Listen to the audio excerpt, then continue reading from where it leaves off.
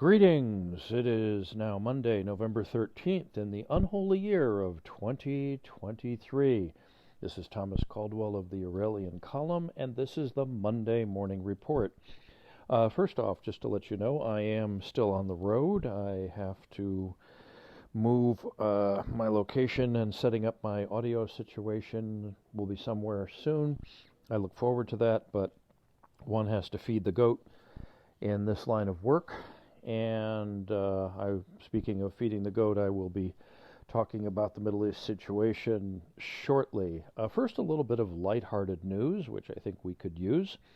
A lot of people may not know the name of Jacob Chansley, but he was the QAnon shaman, or at least he didn't go by that name, but he was dubbed that. He was the guy with the red, white, and blue face makeup, the buffalo headset, and the American flag, who walked through the United States Capitol and ended up doing serious time in prison for it.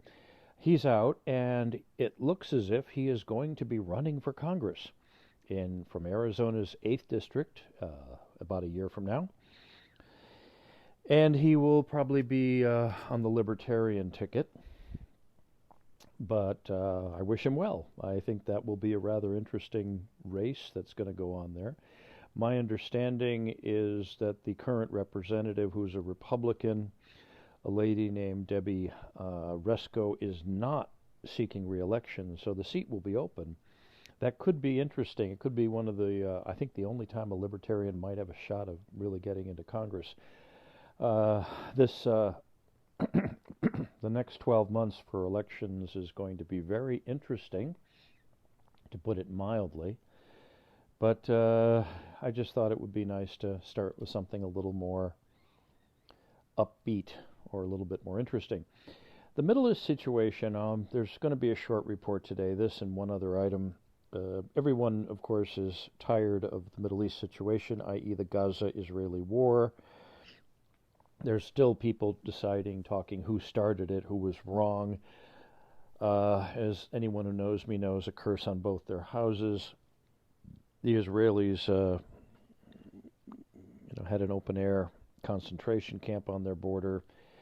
They were attacked, and actually attacked by people that they had given permission to work, and it was nasty, and Hezbollah is not exactly Boy Scouts, but then what's going on in Gaza is being viewed by a significant portion of the human species as overreaction and way beyond the point of self-defense. But I don't want to use the word good per se, but one silver lining on this is I really don't think this is going to get much wider.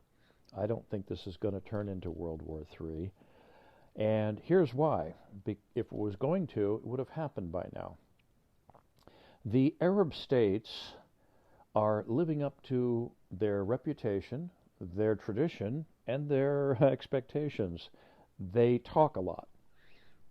Turkey, Iran, Syria, Egypt, those countries, if they wanted to declare war on Israel to stop what's going on in Gaza, and they did so, they would stand a pretty good chance of beating Israel in a war. Israel's possession of nuclear weapons notwithstanding. But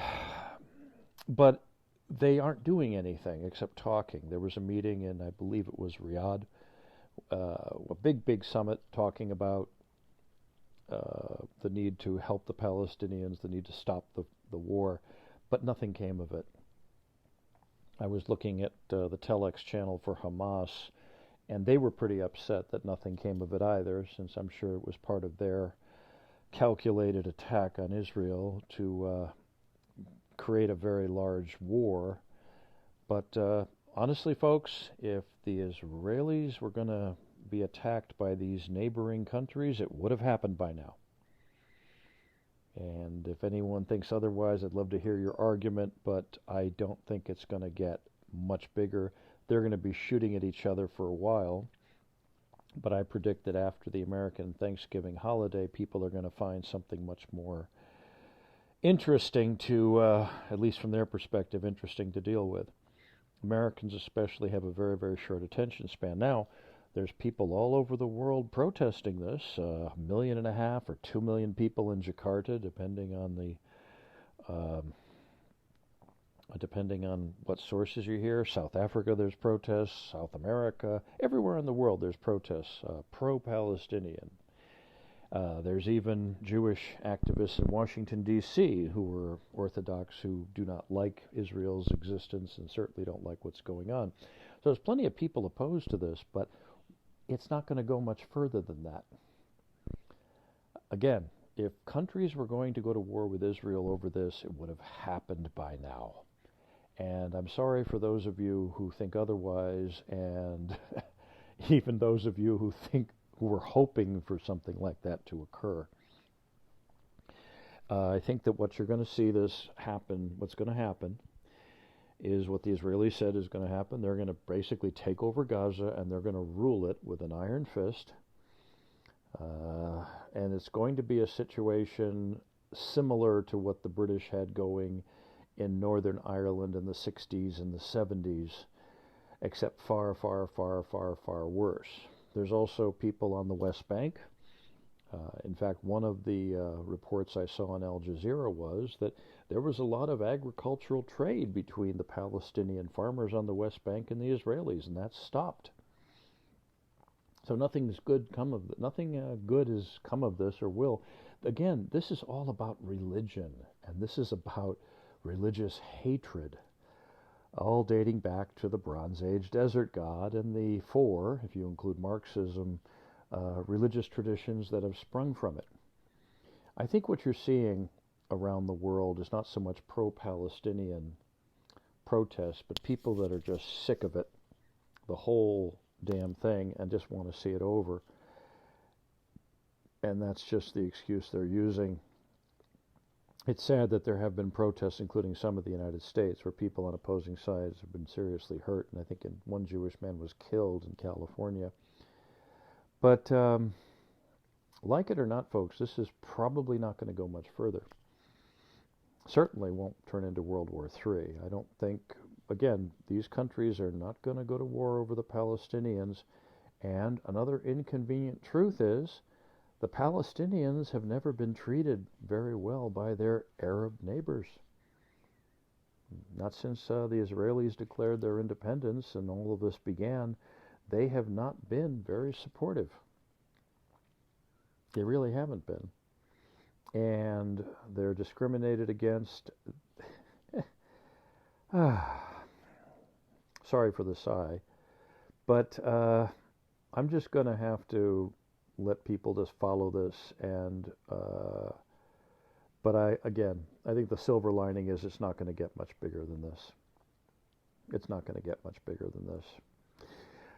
Now, speaking of wars, of course, Ukraine war with Russia is not getting anywhere near as much attention as it was, and is being declared effectively over, at least as much as a war can be over. There's going to be shooting at each other for a while, but the Russians have grabbed the territory they want. They're probably going to grab a bit more. The Ukrainian government is as corrupt as it gets. And in that part of the world, that says something. The Americans are now distracted with this situation in the Middle East. So, time to put away your Ukrainian flag, folks. It's not really going to go much further there either. The one thing that does need to be addressed is Gonzalo Lira, who's a person I'm personally rooting for. And he was put in prison, a gulag apparently, although there's not many other reports of him coming out. He was put in prison for political commentary that was put on YouTube. And this has been covered before. I would urge you, if you're an American citizen, to contact your senators, there's 2 from each state. They have a lot of power over the State Department. And ask them to do what they can. I don't know how that'll go, whether or not Mr. Lira is still alive is a guess. But what is that we do have to not forget people who are prisoners of conscience, especially if the country in question that is holding this prisoner for free speech has received God knows how many billions of dollars in aid and assistance, courtesy of you, the American taxpayer, and of course all the countries that the U.S. has been borrowing money from. There's the only other thing I want to just touch on now is gasoline prices don't seem to be going through the ceiling right now, which is good. That was expected in a lot of corners. In fact, some places I've been, it's actually been going down. Go figure. But we're going to have a real interesting year ahead, and I don't mean interesting as in I mean interesting as in the traditional Chinese curse of interesting. So it's best that we know your neighbors, keep your friends close, and again, if you have a religious tradition, don't pray for peace, pray for sanity, because then peace would follow. That's it for today. If you like what you hear, and when it comes out, when I write and do my poetry and do my other things, if you like it, please consider liking and subscribing on my Substack channel. Consider a paid subscription, because that would free up my time. The more people that do that, the more time I have to devote to this particular endeavor. And consider a donation if you can. But as of now, that's it. I look forward to being in a new location very soon. Take care, be good, and good day.